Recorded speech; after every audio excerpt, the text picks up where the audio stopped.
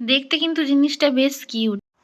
এখানে এখন খুব ঠান্ডা পড়ে গেছে, হাতগুলো রীতিমতো অবশ হয়ে যাচ্ছে। তো আমি এখন যাচ্ছি আমার পোস্ট বক্সে একটা পার্সেল আসার কথা আছে সেখানে। পাতাগুলো ঝরে গেছে, সেই অবস্থাতেও এই জায়গাটা বেশ ভালো লাগছে না দেখতে। এই যে আমি এখন চলে এসেছি আমাদের পোস্ট বক্সের সামনে। দেখা যাক আমার অর্ডারটা এসছে সেটা দেখি। তো এসে গেছে, জানি না এইটুকুর মধ্যে কি করে ধরে গেল। বাড়ি গিয়ে আমি তোমাদের আনবক্সিং করে দেখাচ্ছি।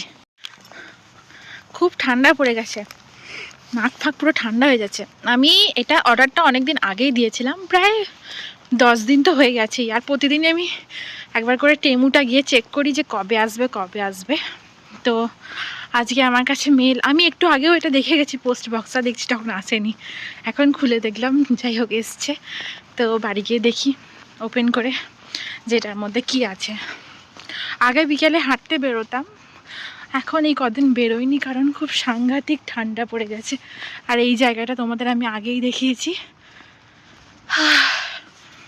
তো চলো বাড়ি যাওয়া যাক।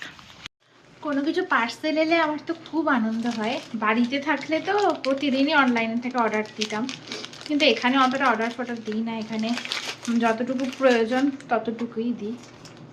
তো চলো এটা আনবক্সিং করা যাক।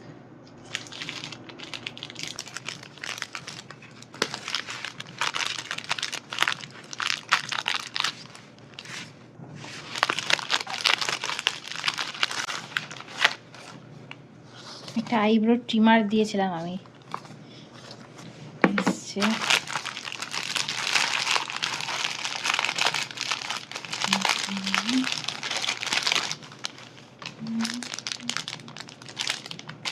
ফোনের কভার দিয়েছিলাম, দেখি খুলে। এটা সিম্পল কভার,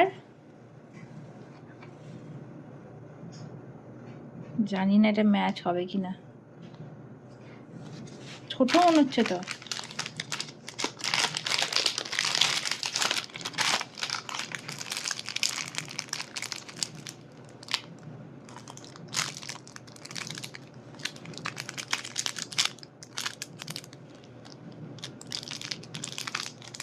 আগে দেখি আমার ফোনে, আমার যে অরিজিনাল ফোন কভারটা ছিল এটা, এটার থেকে এটা দেখো কতটা ছোট, হচ্ছেই না, পুরো এতটা ছোট, কি করে হবে এটা। এবার দেখা যাক ওই মেশিনটা আবার খারাপ না ভালো।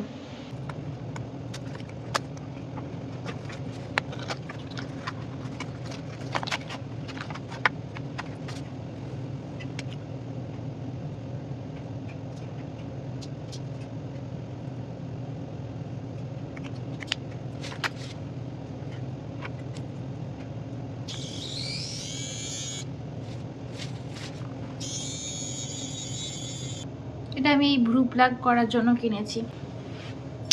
যাই হোক, আজকের ভিডিওটা কেমন লাগলো জানিও সবাই, আর যদি ভালো লেগে থাকে তাহলে আমাকে একটা সাবস্ক্রাইব করে দিও। দেখি কি করে এটা রিফান্ড করা যায়।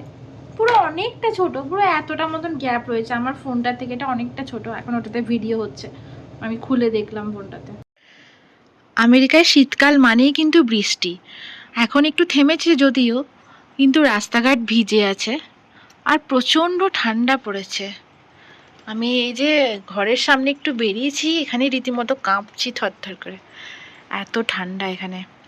এত ঠান্ডাতে আমার গাছগুলো কি করে বাঁচবে, গাছগুলোও মরে যাচ্ছে।